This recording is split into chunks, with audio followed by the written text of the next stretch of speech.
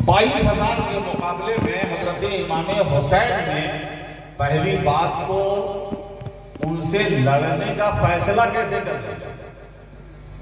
यही दुनिया का एक अजूबा है कि 22,000 के मुकाबले में कि अगर वो 22,000 बगैर लड़े सिर्फ इमाम हुसैन के गिर्द घेरा डाल देते और जो उस वक्त सामान इस्तेमाल होते थे तलवार, नेजा, तीर और उसके अलावा कुछ रस्सियां होती थी, कुछ जाल होते थे।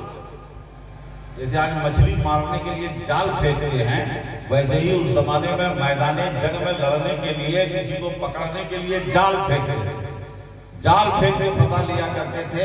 अगर वो सारे 22,000 मिलकर एक साथ घेरा डाल देते तो सबको जिंदा पकड़ लेते। लेकिन इमाम हुसैन के लिए ये दुनिया का एक अनोखा वाकया है कई पहलू से। एक तरफ 72 लड़ने वाले हैं, मक्के से महीने भर का सफर करके आए हैं, महीने भर का सफर करके आए हैं। 7 जिलहज, तवज्जो दीजिएगा, 7 जिलहज या उससे पहले हजरत इमाम हुसैन ने मक्का छोड़ा है। जरा गौर कीजिएगा, 8वीं तारीख से हज शुरू हो जाता है। हज कहां होता है? मक्के में। इमाम हुसैन मक्के में है। हज को छोड़कर यानी हज अदा नहीं किया और हज से पहले मक्के से निकल गए और 7 मुहर्रम को मैदान लश्कर हुर बिन यजीद रियाही का था, जिसके साथ हुसैन मैदान नैनवा वादी नैनवा करबला में मुख्तलिफ जंगें देखी। हजरत उमर फारूक का दौर देखा जो इस्लामी तारीख में दौरे दूर दूर तक इलाके फतह हो गए। ये सारा दौर, जंगी दौर, गज़वात का दौर देखते हुए इमाम हुसैन परवान चढ़े हैं। वो मैदान करबला में बीवी, बच्चों, खवातीन के साथ, मस्तूरात के साथ मैदान जंग में लड़ने नहीं जा रहे। इतनी बात तो तय है, कोई जंगी तैयारी के साथ नहीं जा रहे थे। अब रहा तलवार रख लेना, नेजा रख लेना, ये तो वहां के रोजमर्रा की जिंदगी में था कि वो तलवार रख के चला कर जब कहीं निकलते थे तो साथ में ये हथियार अपना रख के चलते थे। ये जंग लड़ने नहीं जा रहे थे। क्यों जा रहे थे आपको पता है। बात की तरफ तवज्जो दिला दूं कि जब यजीद खलीफा बना, अमीरुल मोमिनीन बना, तो यजीद की खिलाफत में खलीफा बनने के बाद मुख्तलिफ ममालिक में यजीद के नाम पर बैत लेने का सिलसिला हुआ, यानी उसे खलीफा एक्सेप्ट रिकॉग्नाइज करो कि उसकी खिलाफत पर बैत कर लो। तवज्जो चाहूंगा मेरे प्यारे, आज तो लोग पीर से बैत कर लेते हैं, उस बैत का कोई ख्याल नहीं है। आप आज की बैत को उस दौर के लोगों की बैत पर कयास न करेंगे। बैत करने का आज तो लोग कुछ बोल देते हैं और सुबह बोलते हैं, शाम में पलट जाते हैं। आज कोई बोलने का, मामलात का, डीलिंग का कोई कैरेक्टर है ही नहीं। लेकिन मैं उस दौर की बात कर रहा हूं कि अगर किसी के हाथ पे हाथ रख के या किसी के नाम पे वो मुआहदा कर दिया, बैत कर दी, तो अब उससे फिर नहीं सकते हैं। जान चली जाए उसकी मुखालफत नहीं कर सकते हैं। ये उसी वक्त हो सकता है जैसे किसी से किसी उसूल पे बैत किया, अगर वो उसूल से हट जाए तो फिर बैत हट जाएगी। लेकिन जब तक वो उस पर कायम है, बहुत सारी कमजोरियों के बाद भी उसकी बैत से नहीं हट सकते। अगर आप तवज्जो रखेंगे तो बात समझ में आएगी। हजरत इमाम हुसैन रज़ियल्लाहु ताला अन्हु से भी यजीद की बैत की, क्या बोलेंगे, यजीद की बैत की एक सरगर्मी शुरू हुई। यजीद कहां बैठा है? सीरिया में, शाम में दमिश्क शहर है जो पाए-तख्त है, दारुस सल्तनत है, वहां यजीद बैठा है।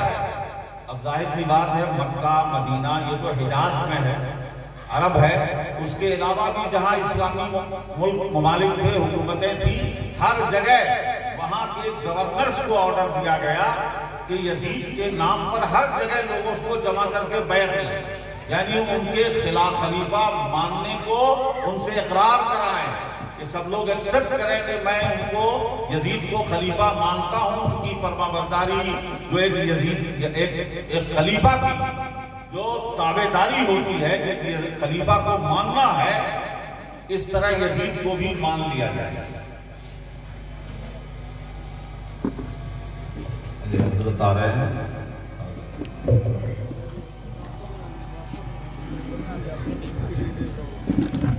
नारे तकबीर, नारे रिसालत, नारे रिसालत।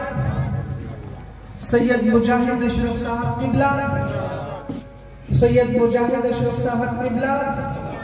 नारे तकबीर, नारे रिसालत।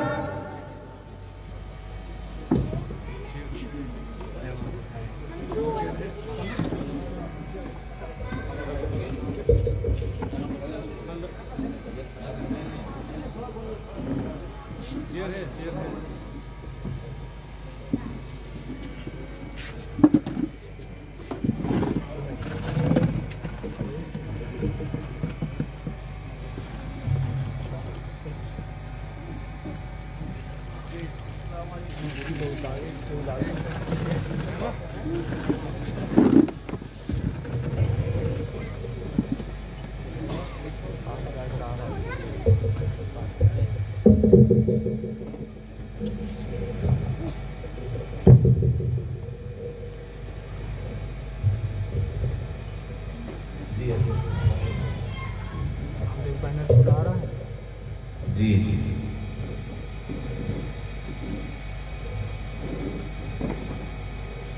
दुरूद पाक अल्लाहुम्मा सल्ली अला सय्यिदिना व मौलाना मुहम्मद व अला आलि सय्यिदिना व मौलाना मुहम्मद व बारिक व सल्लिम सल्लु अलैहि सलातन व सलामन अलैका या हबीबी या रसूलल्लाह सल्लल्लाहु तआला अलैहि वसल्लम।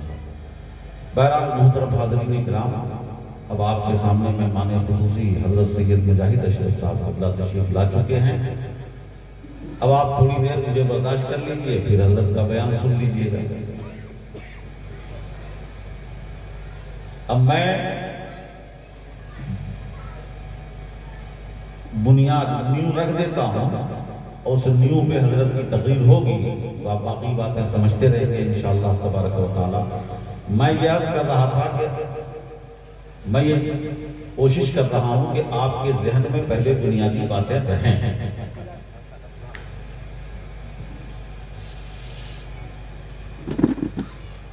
तो मैं ये कह रहा था कि यजीद की तरफ से तमाम ममालिक इस्लामिया के गवर्नर्स को ये हिदायत दे दी गई कि यजीद के नाम पर सबकी बैत ली जाए। और जाहिर सी बात है, बैत लेने के लिए जो पहले जो मुअज़्ज़ज़ मोतबर और सोसाइटी के अंदर, शहरों के अंदर जो लोग मुसलमानों के लिए, उस वक्त के मुसलमानों के लिए मरजाए अकीदत, सरपरस्त, मरकजी शख्सियत थी, उनको पहले टारगेट किया गया कि उनसे बैत ली जाए। एक बात तफसील से मैं खोल के बयान करूंगा तो बहुत बात लंबी होगी। शॉर्ट में ये है कि हज़रत इमाम हुसैन रज़ियल्लाहु ताला अन्हु उस वक्त मदीने शरीफ में थे। कहाँ थे? ज़हन में बात रखिएगा, मदीने शरीफ में थे। और जो करबला के लिए आपने सफर फरमाया है, ये मक्के से किया। पता चला कि मक्के पहले मदीने में थे, बाद में मक्के शरीफ आ गए।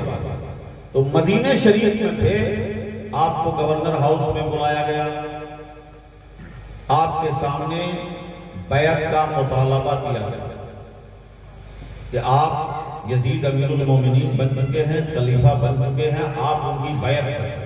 बैत का मतलब है कि आप कमिटमेंट कर लें कि आप जो है उनको खलीफा मानते हैं, उनकी इताअत करेंगे, खलीफा की इताअत करेंगे।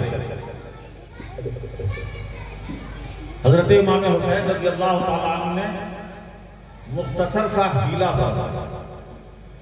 हीला ये किया कि हज़रत इमाम हुसैन ने फरमाया कि मुझ जैसा शख्स, मुझ जैसा आदमी ये अकेले में तन्हाई में गवर्नर हाउस में बैत नहीं कर सकता।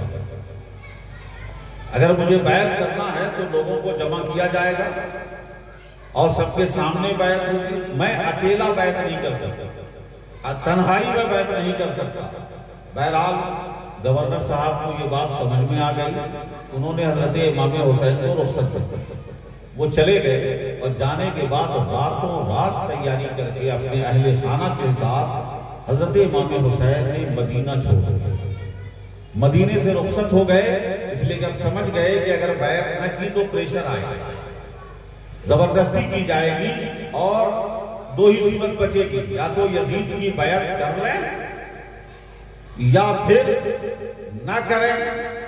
और न अगर कर लेते हैं तो ये आपके ज़मीर को गवारा नहीं था। वो अपने आप में ये जान रहे थे कि यजीद इस्लामिक स्टैंडर्ड के हिसाब से जो खलीफा का स्टैंडर्ड जिसे हमने सिद्दीक़ अकबर में देखा, उमर फारूक में देखा, उस्मान गनी में देखा, अली मुर्तजा में देखा, एक खलीफा का जो हर एतबार से एक मेयार है, उस मेयार पे यजीद नहीं उतरता है। ये तख्त पे बैठ गया, हुकूमत में कब्जा कर लिया, लश्कर उसके साथ हो, फौज उसके साथ हो, लेकिन हुसैन उसको खलीफा मान लें और उसकी बैत कर लें। पिछले खुलाफा के तसलसल का उसी सिलसिले की कड़ी यजीद को भी मान लें, ये हुसैन का ज़मीर गवारा नहीं करता। ये जहां इस्लामी उसूल के खिलाफ होगा, वहीं पिछले बाअज़मत खुलाफा की तौहीन होगी। उन्हें खलीफा, ऐसे को खलीफा मान लिया जाए। तवज्जो चाहिए। यहाँ पे दो मरहले होते हैं, तवज्जो देंगे कि जब कैसा आदमी इस्लामी एतबार से अमीर बन जाए। अभी अफगानिस्तान में सुन रहे होंगे अमीरुल मोमिनीन बने, अभी चल रहा है, तालिबान के अमीरुल मोमिनीन आएंगे। तो अमीरुल मोमिनीन का एक मेयार है। अमीरुल मोमिनीन का एक मेयार है। इसका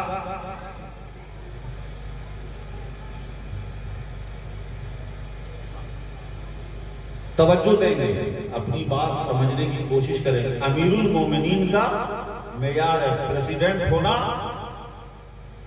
अलग बात है, प्राइम मिनिस्टर होना लोगों के वोट से प्राइम मिनिस्टर हो जाए, हो सकता है कोई डाकू भी बन सकता है, कोई बलात्कारी भी बन सकता है, कोई घोटालेबाज भी बन सकता है, लेकिन अमीरुल मोमिनीन प्राइम मिनिस्टर नहीं है। अमीरुल मोमिनीन ये प्रेसिडेंट नहीं है। अमीरुल मोमिनीन का मतलब ये है कि मोमिन ईमान वाले मुसलमानों के एतबार से वो अपनी हर क्वालिटी में सबसे आला हो, वो कैरेक्टर में आला हो, वो किरदार में आला हो, हर एतबार से आला हो। और एक बात नुक्ते की सुन लें कि सिर्फ आला होना काफी नहीं है, कि सिर्फ सबसे मोमिन ईमान वालों में सबसे अफजल हो, रूहानी एतबार से, आमाल के एतबार से, अपने कैरेक्टर के एतबार से, अपनी पिछली जिंदगी के एतबार से हर तरह से आला हो। और आला होने के साथ साथ बाद लोग बहुत अच्छे होते हैं, नेक होते हैं, अल्लाह के वली हो सकते हैं, बुजुर्ग हो सकते हैं, लेकिन कोई जरूरी नहीं। क्या बात है? अच्छा,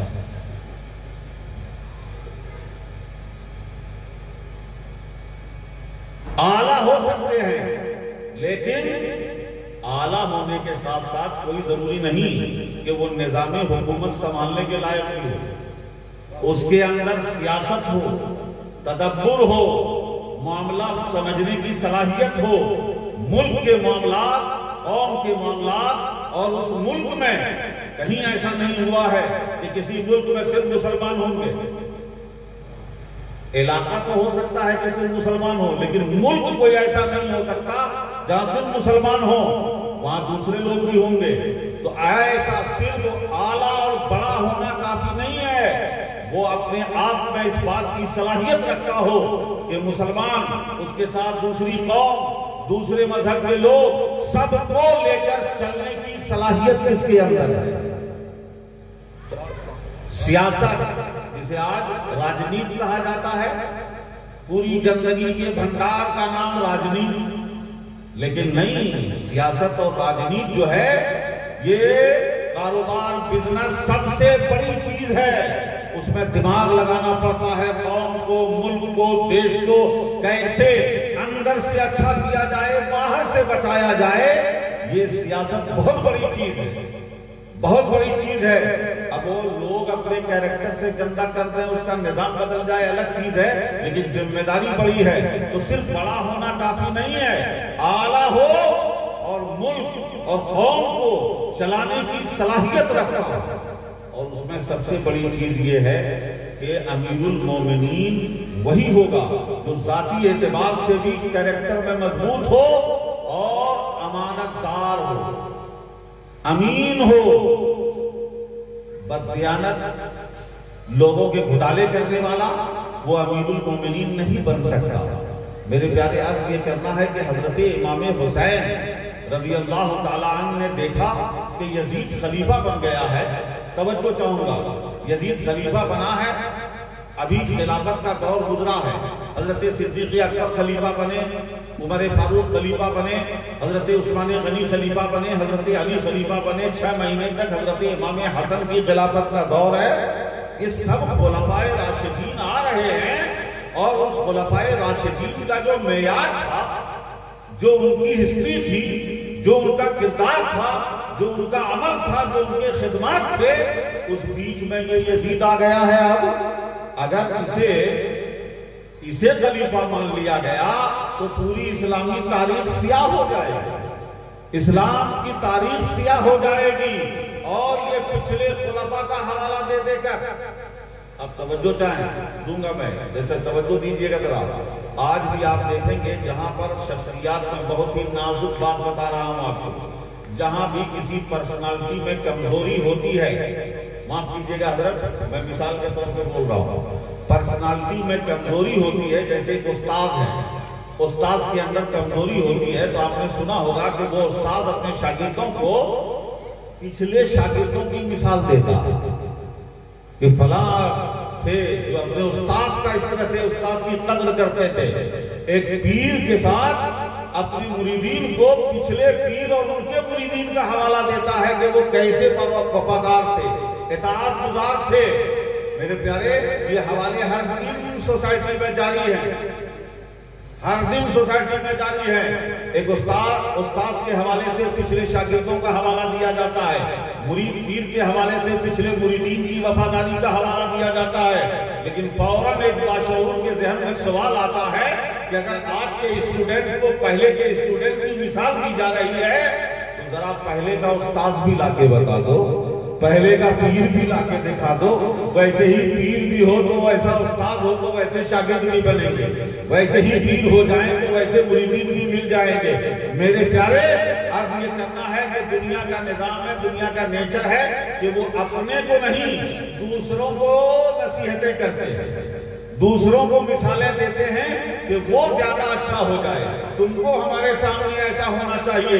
अगर आप ये बात समझ गए हैं, सोसाइटी में रोज मत दिखता है, ये रोज ये मामला सामने आते हैं कि हम टीचर हैं, हम उस्ताद हैं, हम मदरसे में मुदर्रिस हैं, और अगर तालिबे इल्म सही से नहीं पेश आ रहा, उसका रवैया सही नहीं, उसका मिजाज सही नहीं, तो हम पिछले शागिर्दों की मिसाल दे दें। लेकिन पिछले शागिर्दों की मिसाल तो दें, अपने उस्ताद होने को हम न देखें कि हमने अपना उस्ताद होने का हक कितना अदा किया है, कैसे टीचर की हैसियत से पेश किया है। मेरे प्यारे, इसी बात से आपको समझाना ये चाहता हूँ कि यजीद खलीफा बनकर पूरी उम्मत से उसका मुतालबा ये होता कि जैसे तुमने सिद्दीक़ अकबर के साथ सहाबा ने वफादारी की है, तुम भी मेरे वफादार बन के रहो। उमर फारूक से जैसे मोमिनीन ने वफादारी की है, उनके हुक्म पे चले हैं, उन पर उनके फरमा बरदार रहे, तुम भी मेरे फरमा बरदार रहो। हजरत उस्मान गनी के दौर में मुसलमानों ने जो उस्मान गनी की ताजीम की, उनकी वफादारी की है, तुम भी करो, मेरी भी करो। जाहिर सी बात है, हजरत अली मुर्तजा के जमाने में, हसन मुस्तफा के जमाने में उनके मानने वालों ने जैसे उनको फॉलो किया, उनकी फरमाबरदारी की है, तुम भी पूरे मोमिनों से, मुसलमानों से यही तो उसका मुतालबा होता कि सब वफादार बनकर रहो। सबसे वफादारी का मुतालबा, और इस जुमले को ध्यान में रख लीजिए कि पूरी उम्मत उसकी वफादार होगी जो खुदा का वफादार होगा, जो रसूल का वफादार होगा। लेकिन सारी उम्मत से वफादारी का मुतालबा, और खुद ना अल्लाह का वफादार है ना रसूलुल्लाह का वफादार है। रसूलुल्लाह का वफादार है, उसके कैरेक्टर के बारे में जो सहाबा और ताबईन की मुख्तसर चंद लोगों को बुलाया गया था दमिश्क।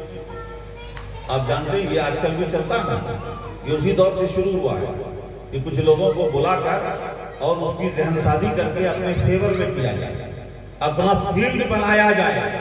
एक जमाने में अमेरिका के खिलाफ मुसलमानों के लिए पूरी दुनिया में हवा फैल गई, मुसलमान बंधन होने लगे, तो हिंदुस्तान से मौलवियों को, रिपोर्टर को, सहाबियों को, हिंदुस्तान से बहुत सारे मौलवी, उलमा और प्रेस रिपोर्टर ये वो को बुलाया था अमेरिका ने वहाँ खातिरदारी करने के लिए, ताकि हमारे बारे में जरा अच्छा तसव्वुर जाए। मुसलमान हमको बुरा समझ रहे हैं, तो ये अपने को अपने बारे में फील्ड हमवार करने के लिए कुछ लोगों को बुलाया गया दमिश्क यजीद के दौर में। जब वो आए वापस मदीने, तो मस्जिद नबवी शरीफ में महफिल जमी। अब उन लोगों से रिपोर्ट लिया जाए कि भाई आप दारुल खिलाफा से होके आए हैं, क्या हाल है, आप लोगों का क्या कहना है। तो जो लोग गए थे वो सब आए और तरह तरह का बयान उन लोगों ने दिया। बाद सहाबा ने पगड़ी उतारी और रखा मस्जिद में और कहा, मैं यजीद की बैत से ऐसे ही निकल रहा हूं जैसे मेरी पगड़ी मेरे सर से निकली, मेरे सर से निकली। किसी ने कुछ कहा, किसी ने कुछ कहा। जितने आने वाले हैं वो आज के लोग नहीं थे कि प्रधानमंत्री ने बोला के दावत कर दिया वीआईपी, तो अब जो है वहां से आने के बाद उसी का गाना गाने लग जाए, उसी का गुण गाने लग जाए। ये सब हर मुल्क के लोग करते हैं, हर पॉलिटिकल बड़े लोग करते हैं, ये सब होता है। मेरे प्यारे, मेरी बात पे तवज्जो रखिएगा। अब आप बताएं, आने वालों ने पगड़ियां उतार दी, सबने स्टेटमेंट दिया कि वो कुछ नहीं। किसी ने कहा कि यजीद को हमने देखा, वो नमाजों की पाबंदी नहीं करता है। तवज्जो दीजिएगा, ये प्राइम मिनिस्टर नहीं है, ये अमीरुल मोमिनीन है, खलीफा है, इस्लामी खलीफा है, अमीरुल मोमिनीन है। आने वालों ने पकड़ क्या की है, अमीरुल मोमिनीन इस्लाम में उसको कहते हैं कि जामे मस्जिद में खिलाफत जहां है, खलीफा के दारुल खिलाफा के करीब जो मस्जिद होगी उसका इमाम अमीरुल मोमिनीन होगा। जुमा कायम करने का हक अमीरुल मोमिनीन को, ईदैन कायम करने का हक और शहर की बड़ी ईदगाह में नमाज पढ़ाने और खुतबा देने का हक अमीरुल मोमिनीन को, या फिर वो जिसको नायब बनाए, गवर्नर बनाए, काजी बनाए, उनको हक मिलता है। पहला हक अमीरुल मोमिनीन का है। तवज्जो दीजिएगा, इस्लाम ने अपने अमीर को, कि हमारा लीडर मुसलमान का बहैसियत मुसलमान लीडर वो नहीं होगा जिसकी फौज बड़ी हो, जिसकी ताकत बड़ी हो, जिसका रसूख बड़ा हो, जिसकी पॉलिसी अच्छी हो, जो बहुत ज्यादा लोगों को कन्विंस कर ले, वो नहीं बनेगा। मुसलमान का अमीर भी चुना जाएगा तो पहले उसे बाहर नहीं देखा जाएगा, पहले मस्जिद में देखा जाएगा। कि मस्जिद में अगर वो अमीर बनता है तो कौम का हमारे बाहर भी अमीर होगा। तवज्जो दीजिएगा, आके लोगों ने क्या बयान दिया, ये नमाजों में कोताही करता है, यजीद टाल मटोल कर जाता। बताइए कि अमीरुल मोमिनीन पर लाजिम है कि अपने करीब की मस्जिद में इमामत करे, और इमाम कौन होगा, दूसरों से पहले पहुंचेगा तभी तो इमामत करेगा। दूसरे लोग तो नमाज में बाद में पहुंचेंगे, अमीरुल मोमिनीन को पहले पहुंचना होगा, वो अमीरुल मोमिनीन होगा। और आज का दौर ये है कि जहां नमाज की बात हो, आप देख लीजिए, इबादत, नमाज, दीन पे अमल करना, ये तो लीडरों के लिए है ही नहीं, ये तो लीडरों के लिए है ही नहीं। उन लोगों ने आकर गवाही दी कि ये नमाज में कोताही करता, मदीने के लोगों ने सुन लिया, सब बदजन हो गए। उस वक्त उन्होंने हजरत अब्दुल्लाह इब्न हंज़ला रज़ियल्लाहु ताला गसीरुल मलाइका हजरत हंज़ला के साहबजादे हजरत अब्दुल्लाह ने फरमाया कि खुदा की कसम, मैं यजीद की बैत से नहीं निकल रहा हूं मगर इस डर से कि कहीं उसकी खिलाफत को, उसको जो मैं देख के आया हूं, कहीं मैं उसको खलीफा मान लूं और उसकी इताअत करूं, तो मुझे डर है कि अल्लाह की तरफ से मुझ पर पत्थर की बारिश हो जाए, अल्लाह की तरफ से पत्थरों की बारिश न हो जाए, ऐसा खलीफा है। मेरे प्यारे, ऐसे खलीफा से इमाम हुसैन अगर कह देते ओके तुम खलीफा हो, तुमको हमने मान लिया, अब बताइए हजरत इमाम हुसैन के बाद जिसे दुनिया जान रही थी, लोग देख चुके थे, सहाबा जान रहे थे कि ये तो नबी के नवासे हैं, खातून जन्नत के फर्जंद हैं, अल्लाह के रसूल ने इन्हें अपना बेटा, अपनी बेटी का बेटा कहा है, अपने गोद में खिलाया है, इन्हें प्यार दिया है, और उस दौर से आज तक सारी खिलाफत देखी है उन्होंने। सिद्दीक़ अकबर का दौर इन्होंने देखा, उमर फारूक का दौर इन्होंने देखा, उस्मानी गनी, अली मुर्तज़ा, इमाम हसन रज़ियल्लाहु ताला अन्हुम अजमईन के दौर इन्होंने देखे हैं। जब ये यजीद को मान ले रहे हैं तो फिर दूसरा कौन इनकार करता? कौन इनकार करता? और इमाम हुसैन जैसे बैत कर लेते तो यजीद की सारी गलतियां रिकॉग्नाइज हो जाती, अथेंटिक हो जाती कि नहीं, खलीफा है, उस पर कोई एतराज नहीं, जो कर रहा है सही कर रहा है। मेरे प्यारे, और जब सुनो अरबी का मकूला आएगा, सलुहर रास सलुहल जसद कुल्लु, जब सर और दिमाग खराब हो जाता है ना तो पूरा जिस्म बिगड़ जाता है, जब सरदार बिगड़ जाता है तो पूरी कौम बिगड़ जाती है। मेरी बात पर तवज्जो दीजिएगा। हजरत इमाम हुसैन रज़ियल्लाहु ताला ने उसको खलीफा मानने और बैत करने से इनकार कर दिया।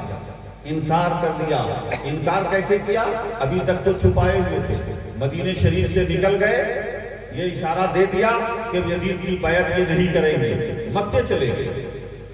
लेकिन दूसरी तरफ एक बात की तरफ तवज्जो दिला दूं, फिर आगे बात करूं, बात तो बहुत लंबी होती जा रही है कि हजरत इमाम हुसैन रज़ियल्लाहु ताला मदीने से अपने अहले खाना को लेकर निकल गए मक्के के लिए, लेकिन मदीने में लोगों को यजीद के खिलाफ भड़काया नहीं। तवज्जो चाहूंगा, भड़काया नहीं। अगर करबला में जंग करने की जरूरत थी, अगर मदीने में वो यजीद के खिलाफ आवाज उठा देते, तो अभी यजीद का फौज तो मदीने में मौजूद नहीं थी ना, यजीद की फौज, कोई लश्कर मौजूद नहीं था। अगर इमाम हुसैन जो मदीने में बचपन से रहे थे और लोग उनसे मोहब्बत अकीदत रखते थे, अगर वहां आवाज उठाते तो करबला से ज्यादा लोग तो जरूर मदीने में तैयार हो जाते और वहां लड़ना आसान होता, यजीद को टक्कर देना आसान था, यजीद के लिए मुश्किल मरहला हो जाता। मदीने के लिए मदीने में उनसे लड़ना लोग तैयार हो जाते, आसपास के लोग जमा हो जाते। लेकिन हजरत इमाम हुसैन ने जो मौका इख्तियार किया है कि वो उनका मेयार था, स्टैंडर्ड था, अपने आप को बचाया, लेकिन दूसरों को यजीद के खिलाफ भड़काकर फितना बर्पा नहीं किया। एक तरफ यजीद की पर्सनालिटी है और दूसरी तरफ सल्तनत इस्लामिया है, हुकूमत इस्लामिया है, मुसलमानों की हुकूमत है। वो दोनों चीज देख रहे थे, मेयार भी बचाना है और शर्रो फसाद भी नहीं करना है, फितने को भी रोकना है, फितना नहीं करना है कि मेरी तरफ से फितना हो, ऐसा ना हो जाए। मक्के चले गए, मक्के शरीफ पर रहने लगे।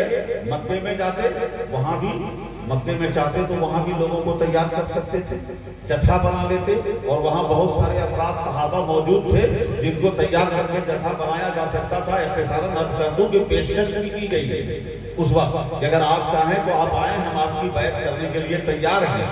लेकिन हजरत इमाम हुसैन ने ये इक़दाम नहीं लिया। तवज्जो चाहूंगा, अब आखिर एक बात कह के मैं अगली बात पे आ जाऊंगा। ये कूफा क्यों गए? मक्के में, मदीने में आवाज नहीं उठाई, मदीने में लश्कर तैयार नहीं किया, मक्के में लश्कर तैयार नहीं किया, और कूफा चले जंग लड़ने के लिए? नहीं मेरे प्यारे, कूफा के सैकड़ों लोगों ने, वहां के रुआसा ने, वहां के जिम्मेदारों ने, वहां के अपने अपने कबीले के सरदारों ने मुसलसल इमाम हुसैन को मैसेज भेजा, खुतूत लिखे, दावत दी और आपको उभारा, आपको गैरत दिलाई कि अगर आप नहीं आए तो कल हम यही कहेंगे अल्लाह की बारगाह में कि हमने हुसैन को आवाज दी, वो हमारी क़यादत के लिए नहीं आए, वो हमारी सरपरस्ती के लिए नहीं आए। 250 खुतूत पहुंचे और उसके बाद खुतूत के साथ वफूद भी पहुंचे, यानी डेलीगेशन भी आया। कूफा से मक्के डेलीगेशन आया इमाम हुसैन को मनाने के लिए कि सारे कूफा वाले आपके लिए तैयार हैं, आप यजीद को खलीफा नहीं मानेंगे, आपकी बैत करने के लिए तैयार हैं।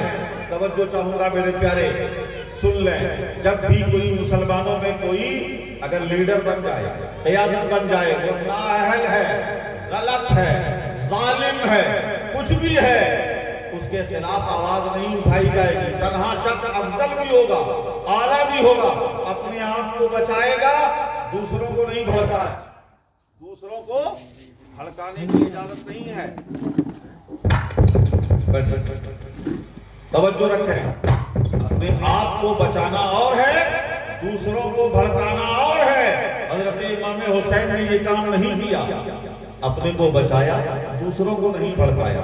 हाँ, लेकिन दूसरी तरफ दीन का उसूल ये है कि अगर कौम खुद खड़ी हो जाए और किसी अहल को, एलिजिबल को, जो उसके लिए लायक है, ऐसे अफराद को कौम खड़ी होगा, अगर खराब हालात में, मुश्किल हालात में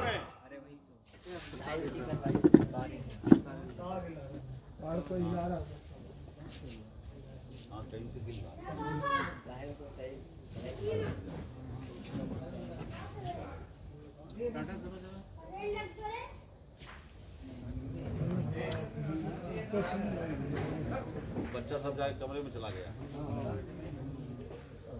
आ गए सर, तो देखो ना कमरे में भी आवाज नहीं उठाई, यजीद के खिलाफ अवामी आवाज नहीं उठाई, अपने को बचाया। लेकिन अब कूफा वालों की तरफ से मैसेज आने लगे, मुरासले आने लगे। अहले कूफा ने हजरत इमाम हुसैन को मुसलसल दावत दी।